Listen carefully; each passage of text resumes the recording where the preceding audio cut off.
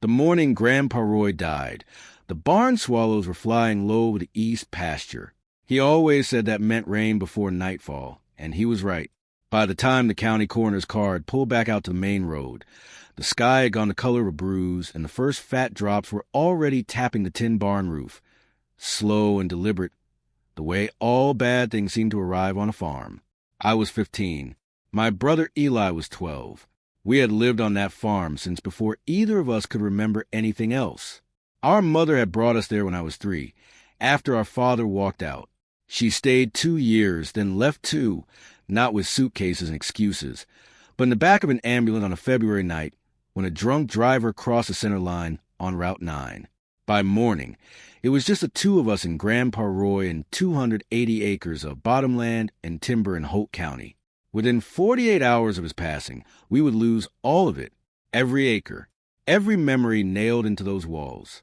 But buried beneath the floor of the old barn, Grandpa Roy had left something behind for us, something he had spent years hiding from the one person who would have taken it, something that, when we finally found in the dirt and the dark, would change everything. If you've ever been told you don't belong somewhere that you built with your own hands, this story is for you. If you're enjoying this story so far, don't forget to hit the like button and subscribe. Drop a comment telling me where in the world you're watching from. I love hearing from you. Roy Callahan was not a man who talked much. He expressed himself in work. Up before dawn every morning of his life, winter and summer, moving to the barn and the fields with that particular quiet efficiency that older farmers have, where everything is done in the right order without wasted motion or wasted words. He taught me to read the sky before I could read a book. He taught Eli how to check a fence line before Eli could tie his own shoes properly. The farm was 280 acres, most of it bottomland along Cane Creek, with a timber stand of maybe 60 acres on the north end that Grandpa had never logged. People asked him about it sometimes. Timber prices were good certain years, and he could have cleared a lot of money off those pines. He always gave the same answer: trees older than you have already earned their place. So they stood. The fields we worked were soybeans mostly, with some corn in rotation, and a kitchen garden behind the house that Grandpa kept going from memory, the same way his own mother had kept it. Tomatoes, pole beans, sweet peppers, butternut squash. Every fall we spent 2 weekends putting up jars, the kitchen steaming and smelling of vinegar and dill, the counter lined with ball jars cooling in rows. There was no hired help. The 3 of us ran the whole operation. Eli handled the books and the tractor maintenance once he was old enough. I pulled the heavier field work alongside Grandpa from the time I was 8.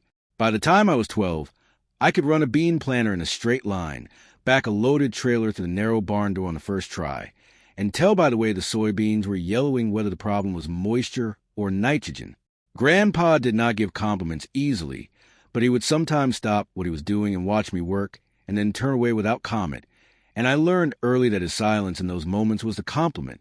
The county extension agent, a man named Harley Birch, used to come out twice a year to walk the fields with Grandpa. He told me once, the summer before Grandpa died, that Roy Callahan had turned the worst dryland cornfield in Holt County into one of the best producing plots in the district. Said he had done it with nothing but time, the right rotations, and the stubbornness to say no to the chemical rep 3 years running when everyone else was buying.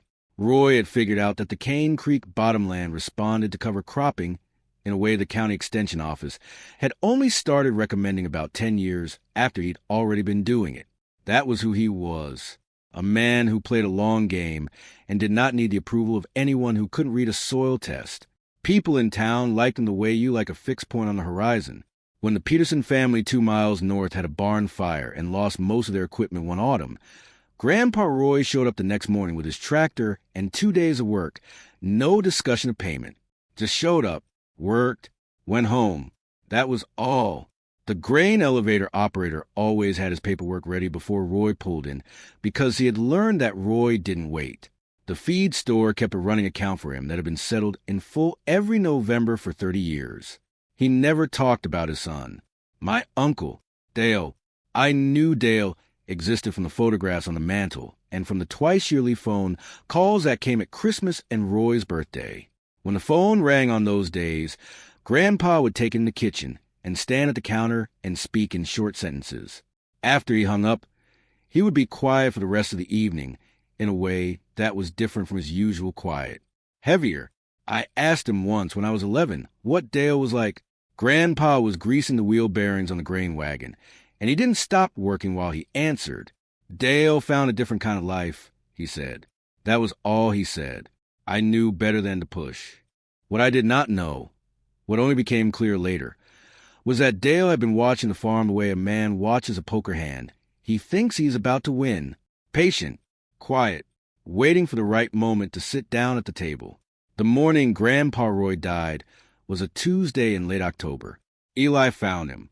He had gone downstairs to start the stove for breakfast, the way he did every morning, and Grandpa was sitting in his chair at the kitchen table with his coffee going cold in front of him, looking out at the east field through the window. Peaceful. That is what Eli said first in a flat, shocked voice when he came back upstairs to wake me. He looks peaceful, Caleb. I went down and looked, and then I called 911, and then I went out to the barn and sat down on the floor in the first empty stall and stayed there for a while with my back against the old wood and my knees drawn up and the rain starting outside. I did not cry right away. The grief was there, but it was too large to have an edge I could find. I just sat in the familiar smell of oil and old hay and let the rain make its sound on the roof. I was 15 years old. Every adult I had ever loved was gone. The county social worker, a woman named Mrs. Greer, came that afternoon. She had a manner about her that was professional in a way that kept its distance from feeling, and she spoke to us carefully, in the measured way that adults use when they are handling children who are close to the edge of something. She told us she would return in the morning, that everything would be sorted. Then she asked if there was family. I told her about Dale. She wrote his name down. That evening, Eli and I sat at the kitchen table and ate soup and did not say much. A few neighbors stopped by. Linda Farrell from down the road came and sat with us for 2 hours and brought a pan of cornbread and held Eli's hand for a while, which was more comfort than anything anyone else offered that day. Harley Birch from the extension office stopped in, hat in his hands, and told me Roy was the finest farmer he had known in 30 years of this work. Then he looked at the floor and left. By 9, that night, it was just us again. Eli asked me, before he went upstairs, whether we could stay on the farm. I told him I didn't know yet. He went up to bed, and I sat at the kitchen table for a long time, looking at nothing. Dale Callahan arrived the next morning in a silver SUV with clean tires, which told you everything about how often he drove on county roads. He was in his mid-40s, broad-shouldered in the way Roy had been, but soft through the middle, with a jacket that was too good for a farm visit and shoes that were definitely too good for a farm visit. He looked at the driveway, at the barn, at the house, in the careful way a person looks at something they have already decided what to do with. He brought a man named Gerald Holt, an attorney from a firm in Crestwood. Holt set his briefcase on the kitchen table before anyone had said much of anything, which I thought was a statement as much as an action. Several neighbors had come back that morning. Linda Farrell was there. Harley Birch had returned with his wife. The Voss family from the next property east had brought food and were standing in the kitchen when Dale walked in, which I think Dale had not expected. He greeted them with the smooth friendliness of a man who was used to rooms like this and worked through them with ease. Shook hands, said the right things, but his eyes kept moving back to me and the table. He hugged me briefly. He put a hand on Eli's shoulder and said something about being sorry for our loss. Then he sat down and Gerald Holt opened the briefcase. "Your grandfather had a will," Dale said. His voice had settled into a register I recognized instinctively even without having heard it much. The tone of someone who has rehearsed a speech and is now delivering it. He put it together about 18 months ago. Gerald is going to walk you through it. The will was 4 pages. Holt read the relevant sections in a practiced, even voice. The farm, all structures, all equipment, all livestock, and the associated land totaling 280 acres in Holt County, was left in its entirety to Dale Allen Callahan. There was a provision for personal effects to be divided between the grandchildren.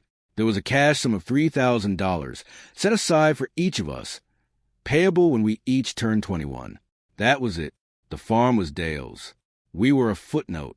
Eli made a sound that wasn't a word. He pushed his chair back and left the room. I heard his footsteps on the stairs, and then his door closing. The neighbors in the room had gone very quiet. Linda Farrell looked at her hands in her lap. Harley Birch looked at Dale, and the look had something in it that Dale either did not notice or chose to ignore. I sat there and looked at the will, at the signature at the bottom, which was Roy Callahan's in a hand that looked shakier than I remembered, but was recognizable. When did he sign this? I asked. 18 months ago. Holt said, witnessed and notarized in the county clerk's office. He never mentioned it. People often don't discuss estate documents, Holt said, not unkindly, just as a fact. Dale had turned to face the window. His shoulders had gone back slightly, the posture of a man settling into authority. Your grandfather and I had an understanding about what was best for this land, he said. That's what this reflects. I wanted to ask him what he understood about this land. I wanted to know when he had worked a day of it, when he had pulled a stuck tractor out of the creek bottom in November, when he had walked the fence line after a storm at 11 at night. So the cattle didn't get onto the county road. I didn't ask. I was 15, sitting in a room full of adults where all the power was on one side of the table, and I understood that. Mrs. Greer explained what came next. Temporary placement for me and Eli while the estate was processed. A foster family in Garfield, the county seat, had been identified. We could take personal belongings. We would be in school by Monday. She said all of it in the same careful voice, but she kept glancing at Dale, and the glance was not warm. Can we have tonight? I said, one more night here. Dale looked at Holt. Something passed between them. One night, Dale said. Gerald and I will be back in the morning to begin the estate inventory. They left. Mrs. Greer left. The neighbors began to file out, slowly. Linda Farrell put both hands on my shoulders on her way to the door and held them there for a moment without speaking. Harley Birch stopped at the door and looked back at me. You call me if you need anything, he said. Anything at all. Then it was just me and Eli in a house that now belonged to a man who had visited it 3 times in the past decade. We had one night. Eli came downstairs around 9. His eyes were red, but his face was set in the particular way he had when he decided something. Stubborn and quiet at the same time, a look that was entirely his own. He wouldn't do it, Eli said. The will was signed and notarized. He wouldn't cut us out like that. Said it again, slower. Grandpa wouldn't. I did not say what I was thinking, which was that the will was a real legal document, and there was nothing 2 kids could do about a real legal document. I did not say it because part of me agreed with Eli, and that part was louder than logic at that moment. He always said this land was ours, Eli said. Not mine someday. Ours. He said that more than once. I know. So something is wrong. I turned off the kitchen light. The moon was out after the rain, and the farmyard was silver and still. He told me once that everything important on this farm was hidden in plain sight. I said, I thought he meant the old well cover, because it looked like a flat rock, and you'd walk right past it if you didn't know. But I've been thinking about that since this morning. Eli looked at me. The barn. He said it the way you say something you already knew half a second before your mouth opened. He was in the back corner 2 weeks ago. I said, working on something. Told me he was reinforcing the floor joists. I believed him, but he spent 3 hours in there. I reinforced floor joists. It doesn't take 3 hours. Eli was already getting his boots.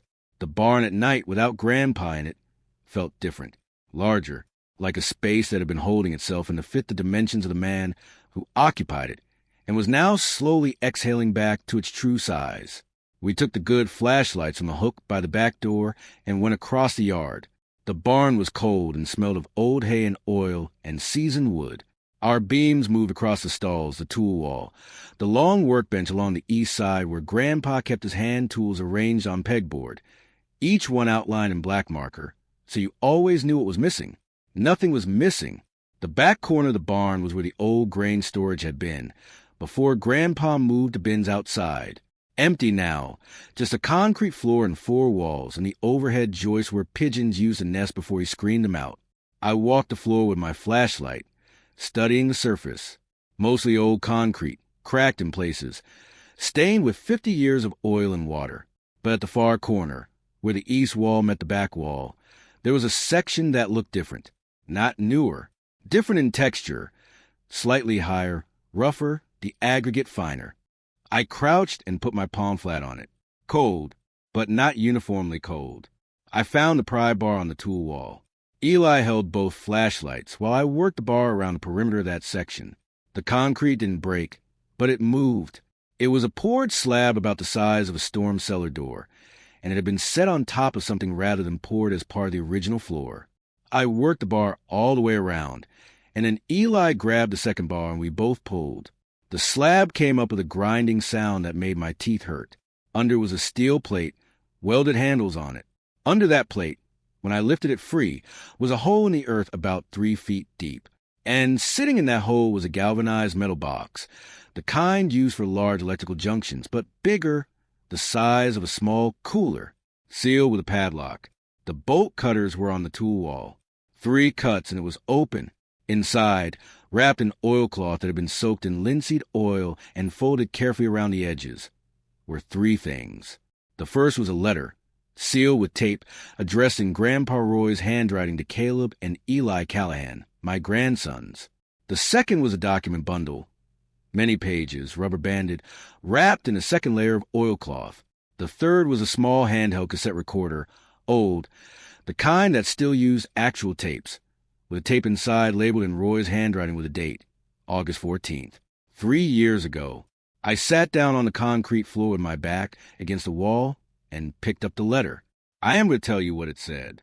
It started, "Boys, if you are reading this, then I am gone and something's gone wrong.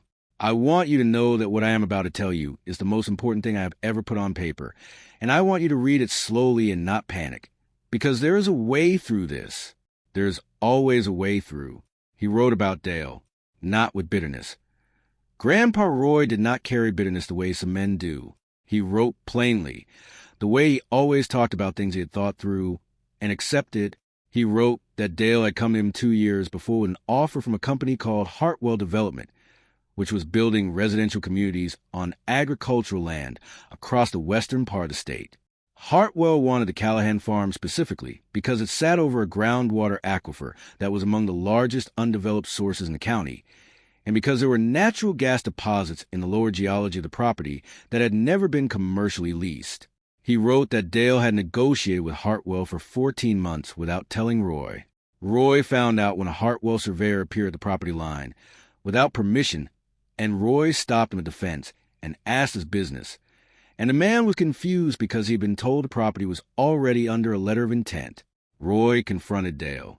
Dale admitted everything, told his father that the land was worth more than Roy knew, that Roy was sitting on gas revenue that could fund the family for 3 generations, and that the right thing was to sell while the offer was strong. Roy said no. The letter said, "Dale did not take no well. He told me I was being sentimental and foolish, and that I owed it to the grandchildren to take the money. He used you, boys, as his argument for selling what you were going to inherit. That should tell you something about how he thinks." Then the letter described what Roy had done next, and I had to read it twice to take it in. Roy had gone to the county courthouse and spoken with Agnes Birch, the county title attorney, who had held that office for 30 years. He had also retained a man named Theodore Rankin, an oil and gas attorney from the state capitol, who had handled mineral rights cases across the region for over 2 decades. Over 4 months, working quietly, Roy had separated the mineral rights of property from the surface rights, which state law allowed, and deeded those mineral rights into a trust. The trust named Caleb and Eli Callahan as sole beneficiaries. It was filed, witnessed, and recorded in the Holt County Deed Registry. The mineral rights trust was worth, according to a preliminary gas yield survey Rankin had commissioned, between $400,000 and $800,000. There was more. Roy had also prepared a second will, a handwritten one, entirely in his own hand, dated 8 months after the notarizer that Holt had read to us at the kitchen table. The second will left the surface rights of the farm, the house, all structures, all equipment, the full 280 acres, to Caleb and Eli Callahan on the condition that the land be maintained as agricultural property for a minimum of 10 years. In this state, a holographic will, one written entirely in the testator's hand, dated and signed, is legally valid. A later holographic will supersede an earlier notarizable when both conditions are met. Roy's handwriting and signature were on file with Agnes Birch's office from 43 years of property transactions. Roy had written, "The first will, the one Dale knows about, was something I signed under pressure. I am not proud of that. Dale brought a notary to this house on a day I was not well, and I signed what he put in front of me without reading it carefully enough. Theodore Rankin has reviewed that will and confirms that a later holographic will, properly executed, takes precedence. Agnes Birch agrees. The holographic will is with this letter. Do not let them tell you the first will is the final word. It is not. Then, the tape recorder has my voice on it. I made a recording of a conversation with Dale in August, after I told him I would not sign the Hartwell letter of intent and that I had retained an attorney. In that conversation, Dale told me he would find a way to take the farm after I was gone. He said there would be papers. I kept the recorder running. Play the tape if you need to. And then at the bottom of the letter, Caleb, Eli, you know this land. You know what is asked of us and what is given back. There are 280 acres here that belong to nobody but you, and I have done everything I could think of to make sure the law agrees with that. You are going to be scared. You are going to feel alone. But you have something most people never get, which is a truth already on your side before the fight even starts. Use it. Be calm. Let the paperwork do what the paperwork is there to do. I love you both more than I know how to say. Grandpa Roy. I set the letter down on the concrete floor. Eli had been reading over my shoulder and was now sitting with both hands pressed over his mouth, looking at the wall. Neither of us said anything for a long time.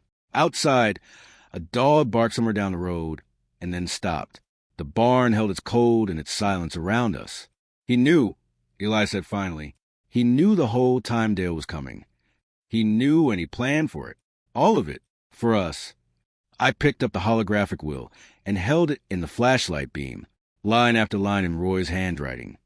Precise and slightly angular, the hand of a man who had thought about every word before he wrote it. I turned to the last page. His signature. The date. There are moments in a life that divide it cleanly into before and after. This was one of them. I felt it as a physical thing, a shift in pressure, like the moment before a storm when the air changes, and you know something is coming even before you can name it. But this storm was already over. Grandpa Roy had walked through it for us. He had walked through it alone, planning quietly, burying the truth in the ground of his own barn, trusting that we would find it. What do we do? Eli asked. I looked at the tape recorder sitting in its oilcloth wrapping. I looked at the documents. I thought about Holt's briefcase on the table. I thought about Dale looking at the walls of his house, as if pricing them for resale. First thing in the morning, I said, before they get here, we find Theodore Rankin. The name Theodore Rankin was printed on the front page of the document bundle, along with an address in the state capital and a phone number. It was close to 5 in the morning by the time we had read everything twice. I had a pay-as-you-go phone, and I did not want to call an attorney before 7. We wrapped the box back in its oilcloth and brought it inside the house. Neither of us slept, but we lay down on our beds and let the house be quiet around us. At 7:45, I called. Rankin answered on the third ring. When I told him who I was, there was a pause, a brief sound that was not quite relief but close to it. I have been expecting this call for some time, he said. Your grandfather told me you would find the box. Those words hit me somewhere behind the sternum. Roy had told this man. Roy had planned this conversation, this exact moment, in advance. Rankin asked me quick, direct questions. Was the holographic will intact? Were the mineral rights trust documents intact? Did I have the tape? Yes to all 3. Do not let anyone onto that property this morning without speaking to me first, he said. I am driving to Holt County today. I will be there by noon. Do not sign anything. Do not agree to anything. Do not let Gerald Holt explain the law to you. He represents Dale Callahan. His job is to serve Dale's interests, not yours. Is that clear? Yes. You're going to be fine. Your grandfather was meticulous. He covered everything. Dale and Holt arrived at 9:30 in the silver SUV with the clean tires. Mrs. Greer came with them. Dale came to the front door with the settled authority of someone who has already filed the necessary paperwork in his mind and is simply going through the physical motions of possession. I was sitting at the kitchen table with the galvanized box in front of me and my hands flat on the surface. Dale looked at the box. Something moved in his face. Not a large thing, but a real one. The way a face moves when it recognizes something it hoped never to see. "What is that?" he asked. "Something Grandpa left for us," I said. "Where did you find it?" "The barn." Holt had set his briefcase on the counter. He turned and looked at the box with professional blankness that told me he already understood more about what he was looking at than his expression revealed. Dale pulled out a chair. The authority in his posture was still there, but it had a different quality now, like a man stepping onto ice he hasn't yet tested. He looked at me with the particular patience of someone who has experienced managing situations he expects to control. "Son," he said, "I understand this is an incredibly difficult time. Gerald has paperwork today that addresses your and Eli's futures very directly. Your grandfather wanted you both to be taken care of. That's exactly what's going to happen. Theodore Rankin is on his way here," I said. The room went very quiet. Holt turned from the counter. His blankness did not break, but the quality of his attention changed. He looked at Dale. Dale looked at him. The exchange lasted 2 seconds and said more than a long conversation would have. "Where did you get that name?" Dale asked. "Grandpa," I said. Dale stood up and walked to the window and stood there looking at the east field with his hands in his jacket pockets. He stayed there until Rankin arrived at 12:20. Rankin was a small man, older, with wire-rimmed glasses and a suit that seen the inside of many courtrooms. He came in, shook my hand, shook Eli's, set his bag on the table without acknowledging Dale or Holt at all. He reviewed the documents with the deliberate efficiency of someone seeing confirmation of what he already knew. He examined the holographic will, held it to the kitchen light, read the date twice. Then he set it down and addressed Gerald Holt directly. "I assume you're familiar with the state statute on holographic wills." Holt said he was. "Then you understand this document, dated 8 months after the instrument in your briefcase, supersedes the earlier will in its entirety under state law." "That document has not been validated," Holt said. "It doesn't require external validation to be legally effective. A holographic will requires the testator's handwriting, a date, and a signature. All 3 are present. Roy Callahan's handwriting is on file with the county title office. 43 years of property transactions. Agnes Birch has provided written confirmation of the match. I have that document with me." Dale turned from the window. "That could have been fabricated by anyone." "You are welcome to challenge it," Rankin said, "which is your right.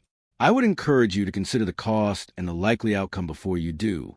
He paused. "There is also the recording." He looked at me. I set the cassette recorder on the table and pressed play. Roy's voice came out of the small speaker, older than I remembered it, thinner, but unmistakable, the voice I'd heard every day of my life from before I could form a full sentence. And then Dale's voice, clear, certain, on a morning 3 years ago in this same kitchen, telling his father that he would find a way to take the farm, that there would be papers, that Roy couldn't stop it from the grave. The recording ran for 11 minutes. When it ended, the kitchen was completely silent. Not the quiet of a room that has run out of things to say. The quiet of a room where something has been settled. If you're hooked on this story, make sure to subscribe and turn on notifications so you never miss an upload. Your support means everything and helps me bring you more emotional stories like this one. Dale sat down, not abruptly, slowly, the way a building settles when a load shifts. He sat in the chair that had been Grandpa Roy's chair for 40 years, which I did not think he realized, and he looked at the table. Rankin continued, his voice level. "The Mineral Rights Trust is recorded in the Holt County Deed Registry under the names Caleb and Eli Callahan.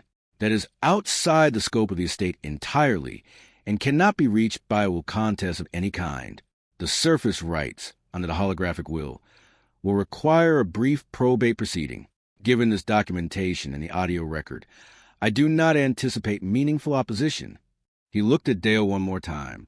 "I would strongly recommend directing your attorney to stand down." Nobody spoke for a moment. Then Holt closed his briefcase. He looked at Dale and said quietly, "I'll wait outside." He walked out through the back door, and the screen door settled behind him. Mrs. Greer had been standing near the kitchen door the whole time. She was looking at Dale now with an expression that was not unkind but was entirely clear. She nodded at me once, briefly, and then stepped out as well. The four of us left in the room were me, Eli, Rankin, and Dale. Dale had his elbows on his knees and his hands folded in front of his face, and he was looking at the floor. His breathing was audible. Something in his posture had changed. The architecture of his authority had come apart, the way a load-bearing structure comes apart when you pull the right element. "I didn't know about the mineral rights," he said, finally, to no one in particular. "I knew there was gas under there. That's why Hartwell wanted it. But I didn't know Roy had already put it in a trust. I thought I could still get to it through the surface deal." Rankin did not respond to this. He began organizing his documents quietly. "I told myself it was the right thing," Dale said. His voice had changed. The rehearsed quality was gone. What was underneath it was older and smaller and tired. "I told myself Roy was just being stubborn, that he couldn't see the practical reality, that I was doing right by this family." He stopped. "I think I knew that wasn't true. I think I knew it the whole time." He looked up then, first at Eli, then at me. His eyes were red at the edges. "I was going to sell this," he said. "I was going to sell what your mother grew up in, what Roy spent his whole life building. And I had convinced myself I had the right to do that because I had a piece of paper." Nobody told him it was fine. It was not fine. He had brought a lawyer to his father's house the day after the funeral with documents designed to cut out 2 children who had worked that land their whole lives. I did not pretend that away, and I did not reach for something gracious to say about it. But I also looked at him and thought about Grandpa Roy sitting in this kitchen at 5 in the morning, writing a letter to 2 boys who might never find the box he buried for them.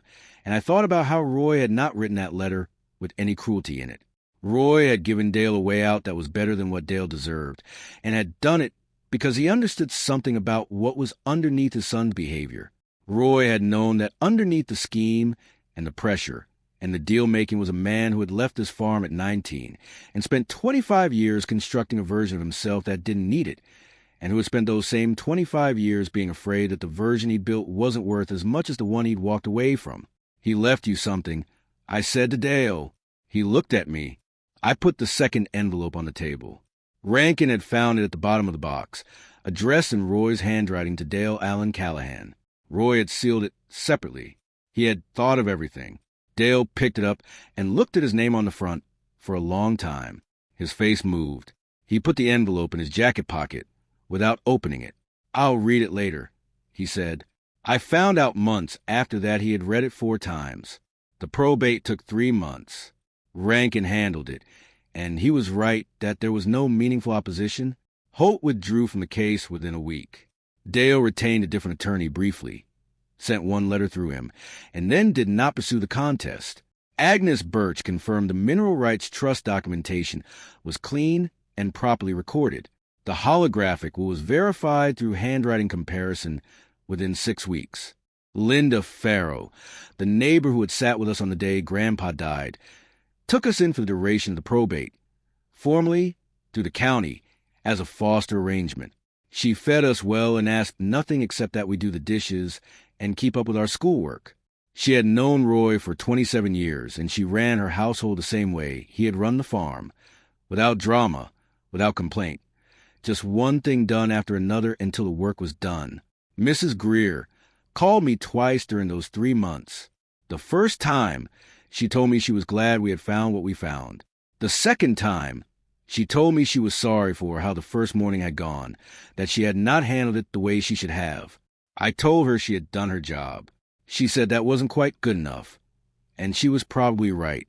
In February, on a cold morning with a thin crust of snow on the east field, Rankin drove out to farm, and we signed the final paperwork at the kitchen table. The surface rights passed to me and Eli. The Mineral Rights Trust was formally activated. A gas company had already reached out about a lease agreement, and Rankin had negotiated terms that protected the agricultural surface, the groundwater aquifer, and our right to refuse any drilling operation that disrupted the working land. We accepted on our terms. Linda Farrell cried in the doorway when the papers were signed, said she didn't know Roy had it in him to plan something so careful. I told her she had underestimated him. She laughed and said that was probably true of everyone who had ever met him. The mineral rights lease generated enough revenue in its first year to retire the remaining equipment debt, fund a full repair of the barn roof, and shore up the main house foundation, which had been shifting for a decade and Grandpa Roy had been patching for just as long. We hired a local contractor for the foundation work and did the barn ourselves over the course of 2 summers. I finished high school and came back to the farm full-time. Eli went to the agricultural college 2 counties over. Came home with ideas about soil biology and water management that I thought were impractical until the fields proved him right 3 years running. He talks to the soil the way Roy used to talk to the cattle. Not literally, but with the same patient attention that treats living things as things worth listening to. The 60 acres of timber on the north end still stand. We never logged them. We will not. Hartwell Development sent a new offer the following spring. A substantial one, more than the original. I called Rankin, who said the decision was entirely mine. I wrote back myself. Short letter. Told them the land was not for sale and would not be in our lifetimes. They did not write again. Dale came out once, about a year after probate closed. He did not call ahead. He pulled into the driveway on a Saturday afternoon in October and got out of the car and stood there looking at the barn. I was working on the tractor in the yard, and I stopped and watched him for a moment. He looked at the fields. He looked at the timber stand on the north end. He looked at the big oak at the corner of the house, which was dropping its leaves in the October wind the same way it had been dropping them since before either of us was born. Then he looked at me. "It's a good piece of ground," he said. Roy always knew what he had. I nodded. He stayed about an hour. We walked on the fence line together, which felt strange at first and then felt less strange. He did not ask to see the barn. He did not bring up the papers or the attorneys or any of it. Before he left, he said he was sorry. Said it quietly as a plain statement, not performing it. I told him I heard him. He got back in his car and drove down the county road, and I watched the dust settle after him. I don't know what's in the letter Roy left him. He never told me, but whatever it said enough. I think about what Grandpa Roy did for us. Not all at once. I think about it in pieces, on early mornings out in the fields, when the mist is low over creek bottom, and the whole farm is quiet, and the light is just coming up in the east. He spent 2 years planning this, researching, recording conversations on a tape in his shirt pocket, talking to attorneys in the county seat while he kept the farm running, kept feeding us, kept getting up before dawn to do what needed doing. He did all of it around a bad knee and a tired heart and the knowledge that he was running out of time. He did it quietly, in the margins of a working life, the way he did everything, without announcement, without asking for acknowledgement, just the work and the intention and the outcome, in that order. He trusted that we would find the box. He knew us well enough, knew how we understood this land, to believe we would go to the barn on the last night and look at the floor of the back corner and know that something had changed. He buried the truth in the same ground he spent his whole life tending, and he trusted the right people to dig it up. There is something in that I have spent years trying to understand, not the legal mechanics of it. Those I understand now very well. The other thing, the thing that made a man sick in his last years, with a son who would turn against him and 2 grandchildren who might be taken from everything they had known, decide that the answer was not anger or bitterness or a last desperate fight. The answer was patience, evidence, the correct documents in the right hands at the right time. He had been watching. He had been preparing. He had been doing what farmers do with long seasons, planting in the cold and waiting for the ground to do its work. The east field is in beans this year. Same rotation as always. The old kitchen garden behind the house has tomatoes and pole beans coming in Eli's project now, because he remembered how Roy kept it and decided it should keep going. The well pump works. The barn roof is solid. The timber stand on the north end has added another 5 years of growth to trees that were already old when our grandfather was young. Sometimes I walk back to that corner of the barn and stand over a patch of floor where the slab was. Rankin suggested we pour new concrete over the hole.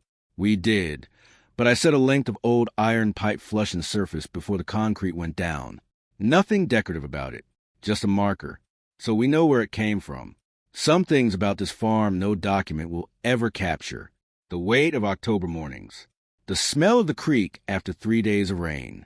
The way the sky changes color before a storm, going from blue to iron to a particular deep green.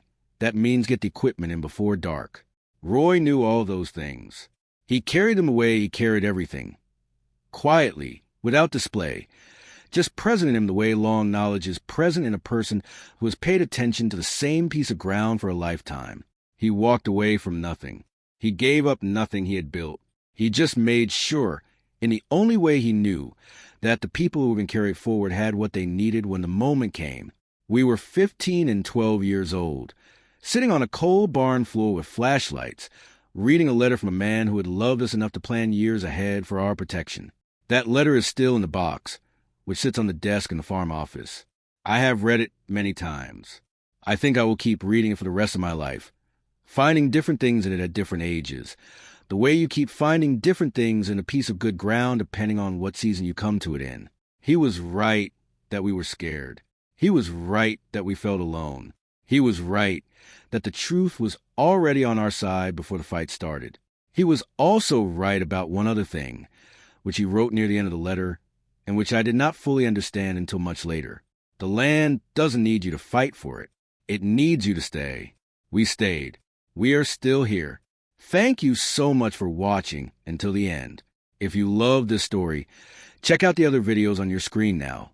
I think you'll really enjoy them. And don't forget to subscribe if you haven't already. See you in the next story.